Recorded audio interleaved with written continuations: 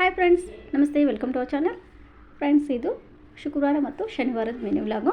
ಶುಕ್ರವಾರ ಅಕ್ಕನ ಬರ್ಡೇ ಇತ್ತು. ಕೇಕ್ ಕಟ್ ಮಾಡಿಸಿದ್ರು ಸಾಯಂಕಾಲ. ಸುಮ್ಮನೆ ಸಿಂಪಲಾಗಿ ಮನೆಯಲ್ಲಿ ಮಾಡಿಸಿದ್ದು.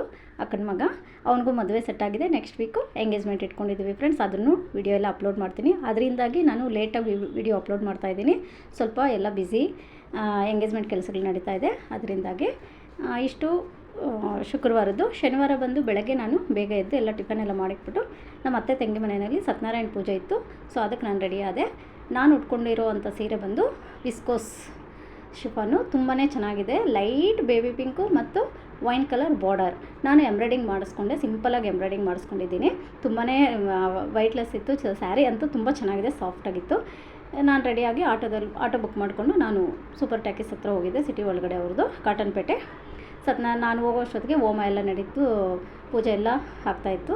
ಸರಿ, ಕೈ ಮುಗಿದ್ಬಿಟ್ಟು ದೇವ್ರಿಗೆ ತೀರ್ಥ ಪ್ರಸಾದ ಎಲ್ಲ ತೊಗೊಂಡು ಸ್ವಲ್ಪ ಹೊತ್ತು ಎಲ್ಲ ರಿಲೇಷನ್ ಹತ್ರ ಎಲ್ಲ ಬಂದಿದ್ದರು. ಎಲ್ಲ ಮಾತಾಡಿಕೊಂಡು ಟೈಮ್ ಪಾಸ್ ಮಾಡಿಕೊಂಡು ಇದ್ವಿ.